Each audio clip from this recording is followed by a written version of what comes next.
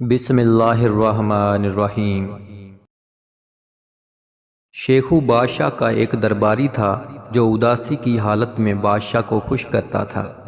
اس کی باتیں سن کر بادشاہ خوش ہو جاتا اور اسے بہت سارے انعامات سے نوازتا۔ ایک دن بادشاہ اور ملکہ آپس میں کچھ باتیں کر رہے تھے تو شیخو نے باتیں سننا شروع کر دی۔ شیخو کے لیے یہ گفتگو دلچسپی کا باعث بنی اور اس نے کھڑکی کے ساتھ اپنا کان لگا لیا۔ اچانک وزیر نے دیکھا کہ شیخو بادشاہ اور ملکہ کی باتیں سن رہا ہے۔ وزیر نے بادشاہ کو سب بتا دیا۔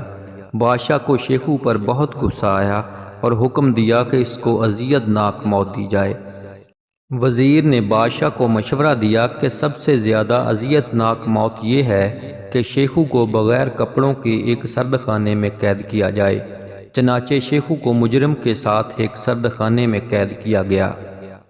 صبح جب بادشاہ کے آدمیوں نے سرد خانہ کھولا تو وہ یہ دیکھ کر حیران رہ گئے کہ ایک مجرم تو سردی کی وجہ سے مرا پڑا ہے مگر شیخو کو کچھ بھی نہیں ہوا۔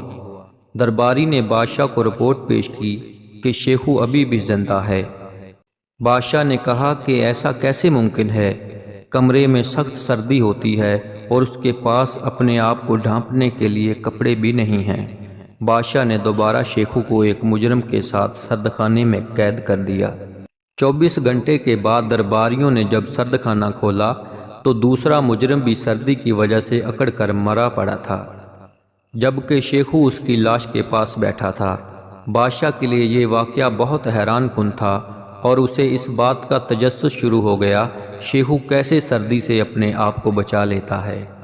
بادشاہ نے تیسرے دن بھی شیخو کو ایک مجرم کے ساتھ سرد خانے میں قید کر دیا اور سرد خانے کی دیوار کے ایک خفیہ سوراخ سے مشاہدہ کرنے لگا کہ شیخو کون سی ترکیب پر عمل کرتا ہے۔ سرد خانے کا دروازہ بند کر دیا گیا اور بادشاہ دونوں قیدیوں کا مشاہدہ کرنے لگا۔ بادشاہ نے دیکھا شروع میں دونوں قیدی بیٹھے رہے مگر جیسے ہی سردی کی شدت میں اضافہ ہوا تو ایک قیدی کمرے کے کونے میں سکڑ کر بیٹھ گیا جبکہ شیخو نے قید خانے میں پڑا ایک وزنی پتھر اٹھا لیا اور اس سے ورزش کرنے لگا۔ ورزش کرنے سے اس کے جسم کا درجہ حرارت بڑھ جاتا اور سردی محسوس نہ ہوتی۔ جب شیخو ورزش کر کے تھک جاتا تو تھوڑی دیر آرام کر لیتا اور جب اسے سردی کی شدت محسوس ہوتی تو دوبارہ پتھر اٹھا کر ورزش میں مصروف ہو جاتا۔ اس طرح ساری رات اس نے یہ سلسلہ جاری رکھا اور سردی کو مات دیتے ہوئے زندہ رہا جبکہ دوسرا قیدی کونے میں پڑا رہا اور اکڑ کر مر گیا۔ بادشاہ شیخو کی اس ذہانت سے کافی متاثر ہوا اور بادشاہ نے شیخو کو آزاد کر دیا۔ تجربوں کو یاد رکھنا عقل حاصل کرنے کا دوسرا نام ہے۔ تو دوستو، جتنا بھی مشکل وقت کیوں نہ ہو، انسان کو پریشان ہونے کی بجائے دماغ کا استعمال کرنا چاہیے۔ اس کائنات میں صرف اللہ تعالیٰ کی رحمت کی دکان ایسی ہے جہاں خریداری کے لیے اگر جیب میں کوئی نیکی نہ ہو تو آپ ہاتھوں پر کچھ آنسو رکھ کر جو چاہیں لے سکتے ہیں۔